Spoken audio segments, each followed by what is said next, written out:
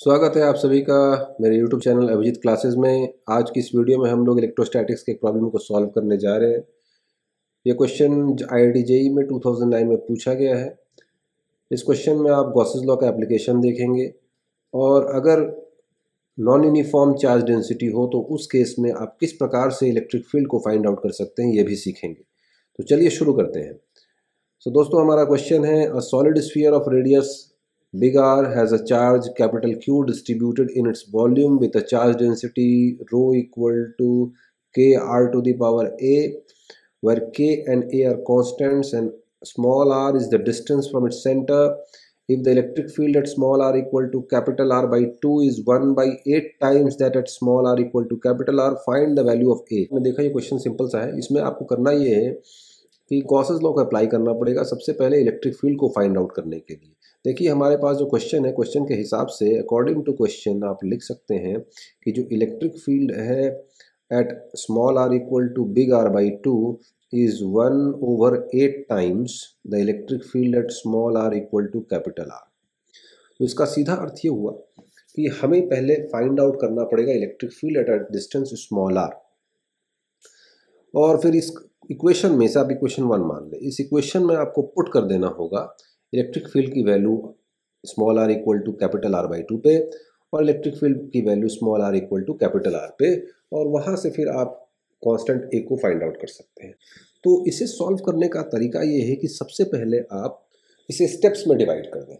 Step 1, उसमें पहले आप इलेक्ट्रिक फील्ड को फाइंड आउट कर ले eight are distance.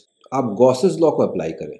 Gauss's law मैं इसलिए कह रहा हूँ अप्लाई करने के लिए क्योंकि ये स्फेरिकल बॉडी है, एक स्फीयर है, तो सिमेट्रिकल बॉडी है।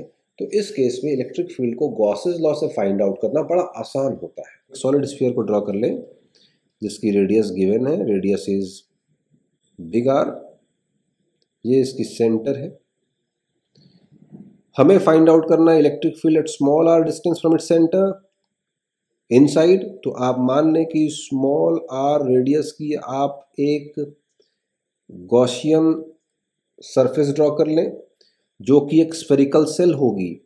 यहाँ पे आपको स्फेरिकल सेल अस्यूम करना है स्मॉल r रेडियस की of very small elementary thickness, जिसे आप कहेंगे इनफाइनाइटेसिमली स्मॉल एलिमेंट्री थिकनेस, यानी कि thickness is negligible.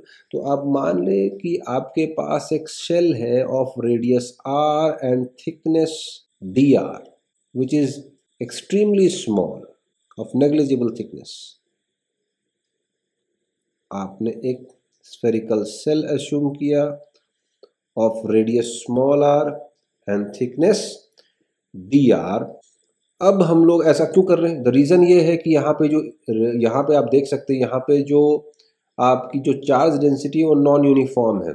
It is rho equal to k R to the power A, so it is a function of the radial distance. इसका मतलब जैसे जैसे आप सेंटर से आगे की ओर बढ़ेंगे आपकी जो चार्ज डेंसिटी होगी वो इंक्रीज होगी। तो ऐसे केस में आपको अगर इलेक्ट्रिक फील्ड फाइंड करना है तो आपको एक कंसिडर करना पड़ेगा Gaussian surface which is a spherical shell of a very small elementary thickness dr।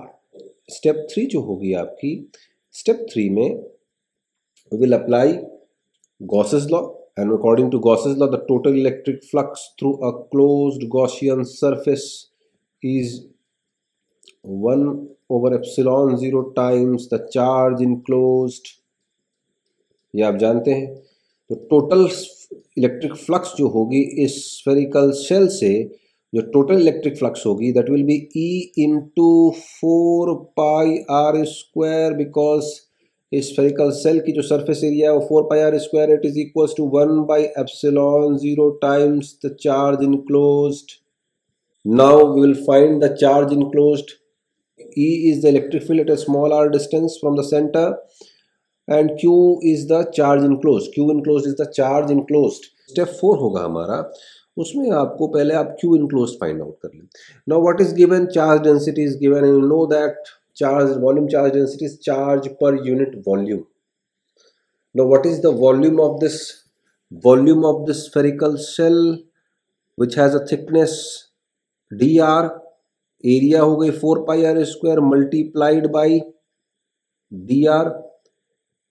This is the volume of the spherical shell. Therefore, charge enclosed will be, the total charge enclosed by this volume will be volume integration of charge density. Volume integration of charge density, charge per unit volume आपको पता है, which is rho. आपने उसको multiply कर दिया spherical shell की volume से और फिर उसे इंटीग्रेट कर दिया फॉर द एंटायर वॉल्यूम, तो आपको टोटल चार्ज इनक्लोज्ड मिल जाएगी. देयरफॉर आप लिख सकते हैं Q enclosed is equals to charge densities K R raise to A dV is 4 pi R square dr.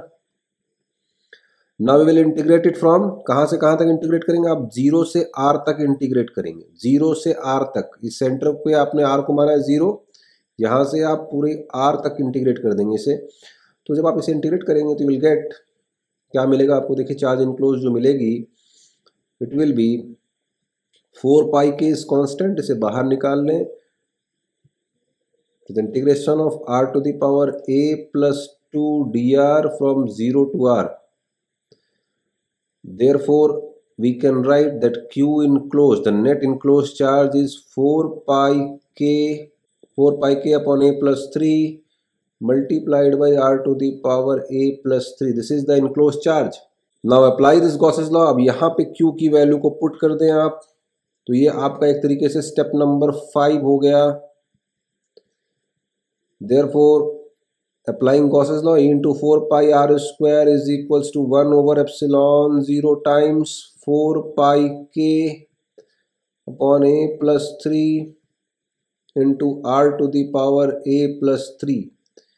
देखिए 4 pi कैंसिल हो जाएगी. Therefore, जो इलेक्ट्रिक फील्ड आएगी at small r distance from the centre, it is equals to k upon epsilon 0 into A plus 3 multiplied by R to the power A plus 1. ये हमारी electric field आ जाएगी at a distance small r from its centre. Now इसकी value, electric field की value हमें r distance पे मिल गई है, small r distance पे मिल गई है. अब हम लोग small r equal to r/2 पे फाइंड आउट कर लेंगे और small r equal to capital R पे हम लोग फाइंड आउट कर लेंगे इलेक्ट्रिक फील्ड और इक्वेशन नंबर 1 में इसे पुट कर देंगे. तो चलिए देखते हैं. तो आपने देखा कि हम लोगों ने जो इलेक्ट्रिक फील्ड फाइंड आउट किया है वो है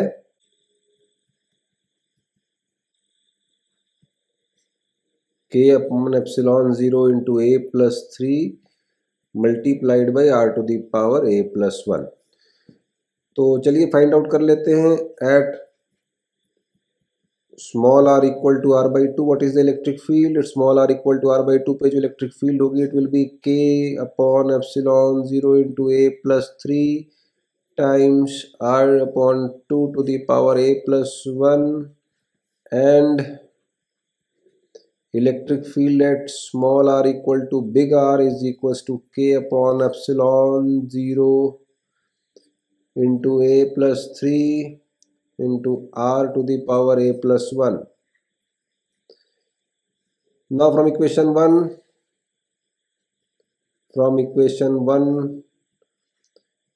क्या है हमारा, देखिए क्वेश्चन में दिया गया था electric field eight r is small r equal to r/2 is 1/8 times electric field at small r equal to capital R. Therefore, electric field की value small r equal to r/2 पे आप put कर दें. k upon epsilon 0 into A plus 3 times r/2 to the power A plus 1 and which is equal to 1/8 times of electric field at small r equal to capital R, which is k upon epsilon 0 into A plus 3 multiplied by R to the power A plus 1. तो देखिए यहाँ से कुछ चीज़ें cut जाएंगी, ये सारे terms cancel out हो जाएंगे. So we get R to the power A plus 1 by 2 to the power A plus 1 is equals to 1/8 into R to the power A plus 1. ये भी कैंसिल हो गया. This implies 2 to the power A plus 1 is equals to 8, which is 2 to the power 3. Therefore, we can write a is equals to 2।